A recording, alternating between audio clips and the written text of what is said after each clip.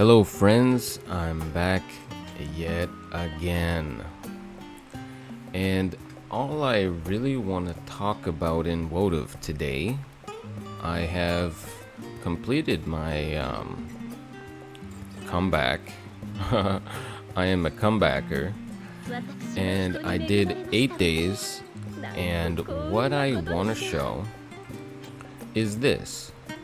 So I'm gonna go into the regular shop and I'm just gonna show how addicting the comeback is, because look at the amount of gil that I farmed from just doing one comeback bonus. I think I was maybe at 1.5 without the bonus before I started, but farming the times 5 gil drops with a lot of emphasis on farming it. Like I spent some Visior to refresh every single day that I could farm it. Look at how much gil I farmed. 12 million? So 1,000, 100,000. Anyways, billion, million, it doesn't matter, right? So I go from having spent all the gil that I had left, and when I redeemed this, right, I did use my monthly tokens, I had a lot of those saved up. Boom, just from doing it once, this is what I got out of it. And I maybe could have farmed it a little bit harder with the what's it called, Wayfarer chamber, but it was still incredibly fruitful, because this right here, okay, when I eventually pop all of these into gil summons, is going to give me just an incredible amount of vision card shards and all that stuff, right? You can even get rainbow orbs out of this, so I might get like 30, 40, 50 rainbow orbs alongside all of the UR shards and unit shards. And one of the additional benefits, right, is when you have the vision card maxed out, because I do have some VCs maxed out, you will get medals for this department, right? And then here, you know, I could grab additional shards to help myself max out like a regular pool vision card. So for example, this card, right, I only have 90 shards. So let's say, you know, in a week, in a month, I pull this card. Well, if I had like 2,000 of this, I could basically buy an extra 150 shards for this card. And that is something that is pretty nice for maxing out various vision card shards or vision cards. And you can even do it with the Dark Espers, right? And the Dark Espers, the shards drop less often from the guild chamber. So what that means is that you accumulate these a lot slower, and you have to, I guess, do the hard quests and stuff like that. But I don't have many of these maxed out at all. So if I have like a bunch of these 2,000, right? Let's say you have 2,000, right? Then boom, you could just max out a Dark Esper without any issues. And it goes further into the old Esper cards, which can be useful, and then the old job-based vision cards, the non-hollow ones, you could even get even more shards for these, right? So let's say Hio's card, okay? I don't believe I have this one, but let's say I pull it, right? I'm at 133 out of 275, so that would be pretty easy to just insta-max by buying shards here. So ultimately, that is what I was really aiming for when doing this. Now, what I'm gonna do now, I'm gonna pivot away from War of the Visions, and I'm gonna go on my browser. So this is something that I noticed, or I saw like not that long ago, and it's relatively new news from June 30th. And what we're looking at is JoJo Bizarre's Adventure Aura or Overdrive, which is an upcoming RPG for Android and iOS by Gumi, planned to release September 2025, which is in about 2 months. And this is the new title that Gumi was working on, and they popped it into a pre-release, and it is only in Japan for now, because that's essentially their strategy. Is they launch the game on the Japanese App Store and Play Store. If it is very successful, then they launch it globally, right? Their last game, I forget what it was called, but that was their plan. They launched it on JP. They were planning to release it worldwide, but they ended up canceling everything related to that game. The game, their last title, I forget what it's called, and I don't. Maybe I'll just try to find it out right now.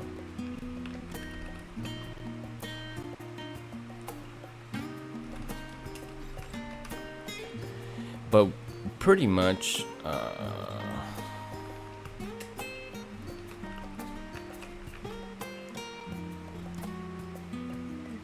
geez, I can't find it.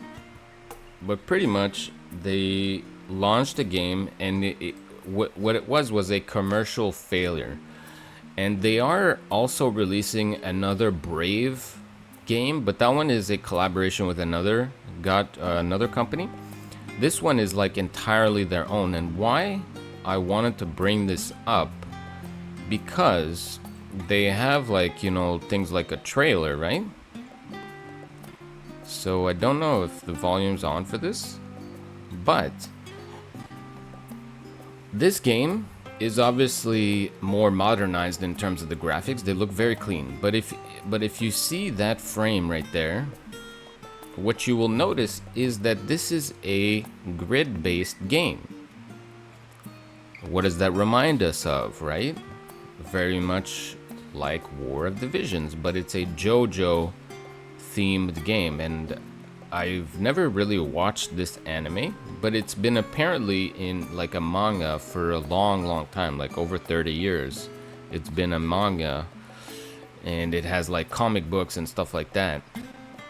And the way that these characters, like their thing is, they have like a couple of different styles of like, you know, like supernatural or mystical attacks, right? They can like channel stuff, and they have like, they call it, like in the wiki, they call it like a stand, which is kind of, I don't know, like a esper or something, that like every person or every special person has one of these, like this thing.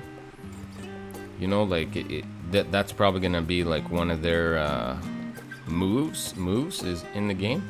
Will be using this thing, because these things have like special powers, right? They're kind of like creatures, right? But the other thing that is noticeable, if we look at just the interface right here, okay, what do we see down here? There is a cost. So units, like in WOTV, are going to have costs. So R units, SR units, UR units, I imagine, are going to have different costs. And then you see the interface. It is just so similar to WOTV that this really feels like they took the design for WOTV and just, you know, built a brand new game with updated graphics and all that. So this kind of is like WOTV 2 in a way, right? WOTV 2, but it's JoJo's Bizarre Adventure, and then they are gonna add the main characters, the main villains from the comic books.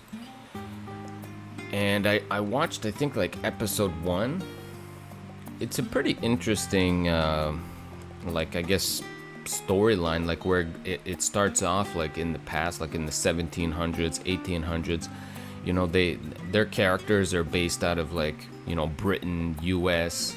There's even like a main villain character that's like the president of the US.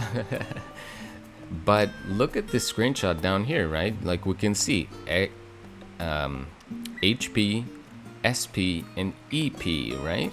So this is very much like WOTV, where you even have like a turn meter here, right? And then like look at this interface. It's literally almost the exact same, where you have the two buttons and then the wait button, right? So it's so similar to WOTV, which, here's my thoughts on this, right? It's good in the sense that they have a lot of experience building this type of game.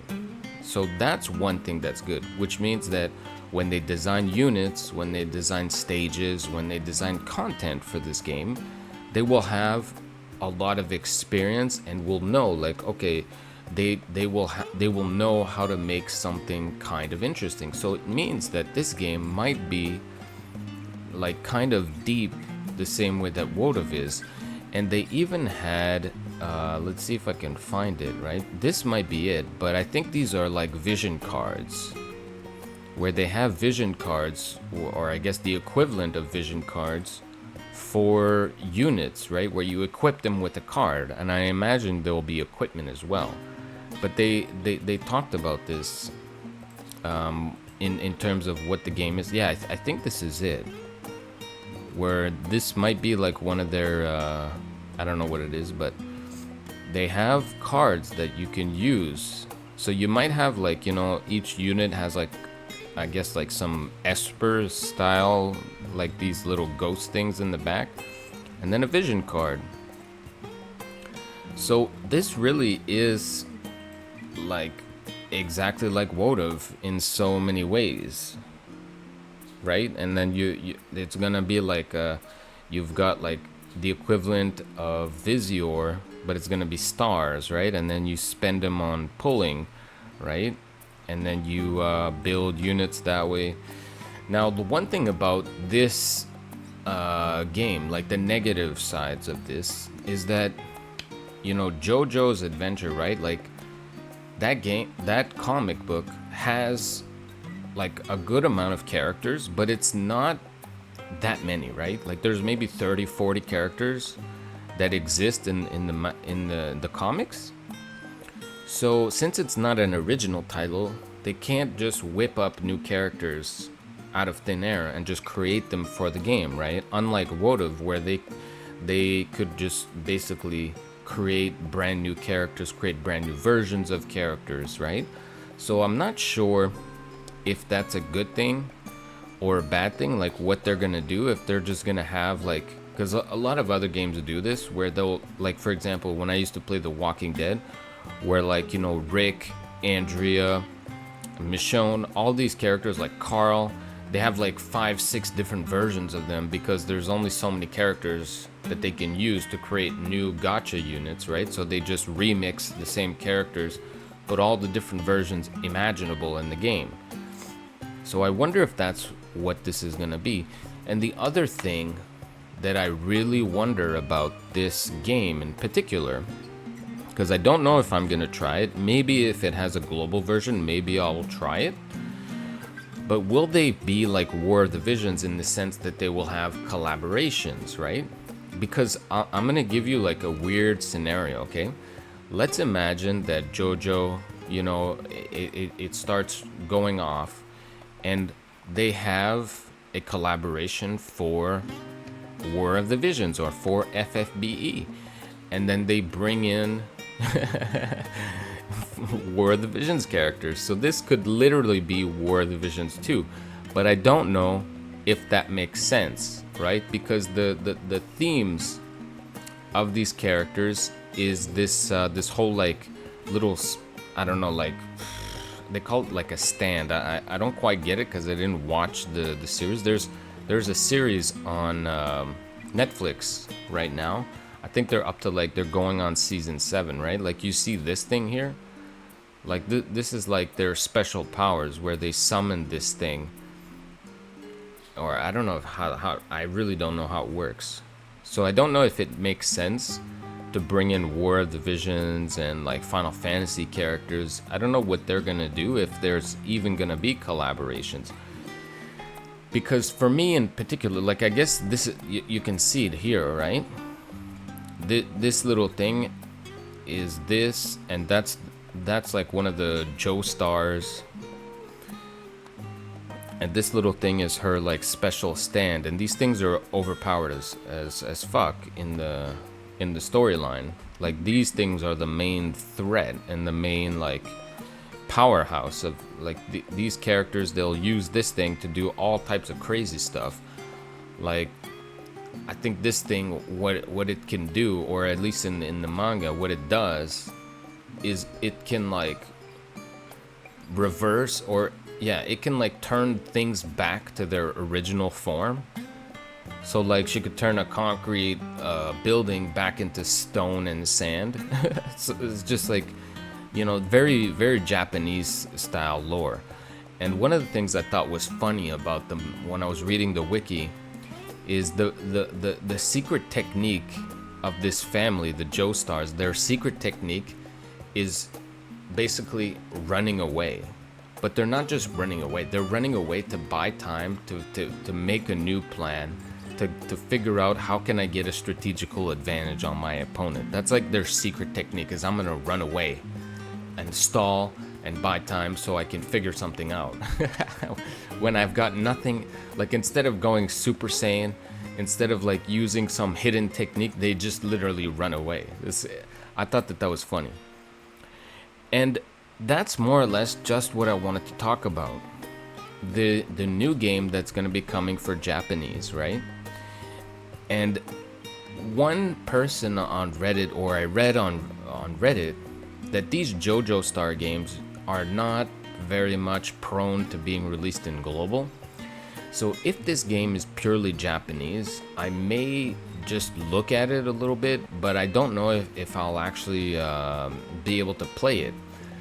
Because and just going back to the interface, like look at the interface, just how similar it is to War of the Visions. You've got the same style of icons where you can click on the map, you've got the auto button, you've got the time, speed, and then you even have a little bit of an elemental wheel here, right? Where this one is, I guess, strong to this one is strong to that one. And they have, like, the other thing that I think I saw was there are characters that are evil, characters that are good, and characters that are neutral. So there's kind of like a double elemental wheel, right? But yeah, like this basically is almost War of the Visions 2.0, except it's a completely different comic, right? It's not Final Fantasy, it's Joestar. And Joestar is a very popular comic in Japan. It has crossed over into the West recently, but of course, comics and animes, not everybody is into watching all different types of animes, right? Like, I'm not really an anime type of person. I may watch 1 or 2 animes here and there, like I have done that throughout my life, but I'm not the type of person that's gonna say, oh, let me watch a new anime this week, right? That's not really my thing. I'd rather watch movies, and I'll watch some series. I like documentaries. But reading about this did make me want to actually look at this anime to see, like, what is this, right? Joestar. And I thought it was pretty decent. Like, one of the main villains in the beginning, he turns into a vampire at some point, and he can, like, do all types of crazy stuff. He can turn things into zombies, and they're not like your traditional type of zombies. They're like fucking boosted animals that obey his commands, right? They're like his minions, basically. And at one point, he sends like all these zombies after the main antagonist, and they have like this huge showdown. And I think at some point, the main antagonist, like, he ends up dying in a battle with the villain, but he slices off the Dio's head, which is like the main villain, and then somehow, some way, I think this is him, right? Like Joseph Joestar, which is where they get the name Jojo. And then the villain like attaches his head onto Jojo's body, and then he like ends up like trying to inherit his powers through having his head on his body, and he needs to like drain the blood of his family members in order to like max out. This is him, right? The main villain. But that is kind of just what I wanted to show, right? They set it up for pre-registration, and they said if we get 300,000 pre-registrations, which is kind of crazy, 300,000. Like if we compare this to WOTV, there may be like about 50,000 players still active on JP or less. So they're really reaching for big numbers here. And on one hand, right, I do hope this game is commercially successful, but I am kind of skeptical because I do think that this style of video game, grid-based, is a little bit more niche, right? Like we saw that with War of the Visions, right?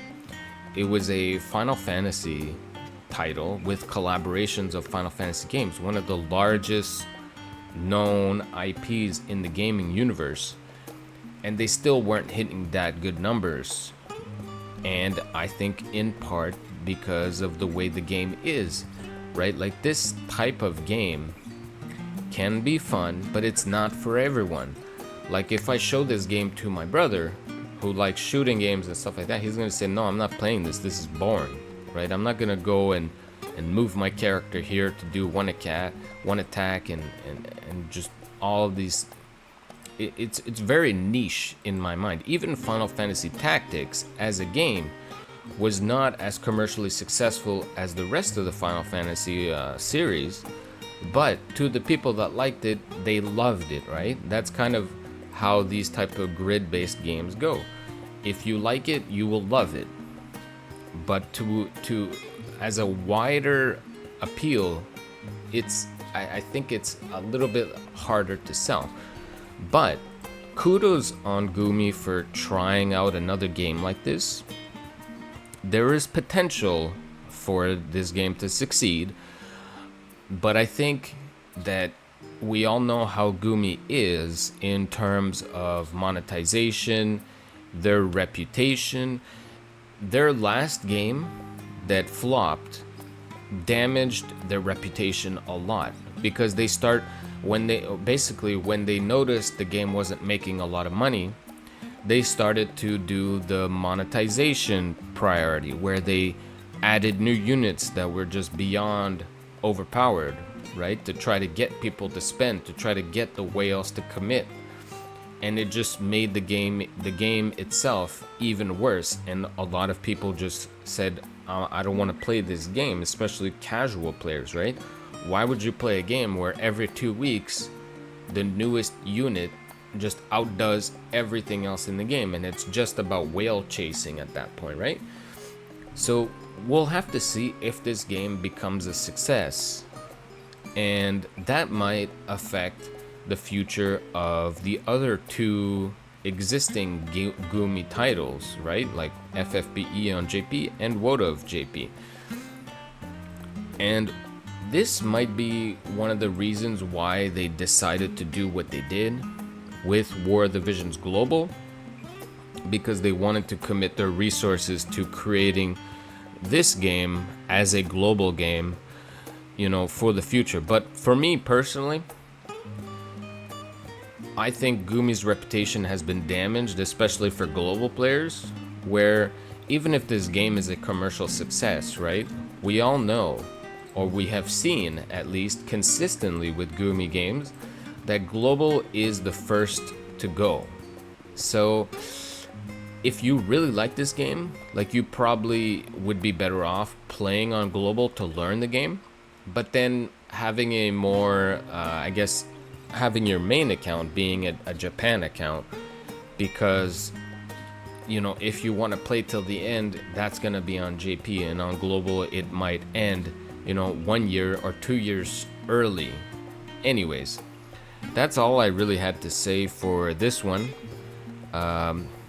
take care of yourselves, guys. I'm gonna go have some more coffee and enjoy my Saturday. Peace. Oh yeah, by the way, it is my birthday in like 3 days. I'm gonna be turning 37, so I am officially a boomer now. Peace.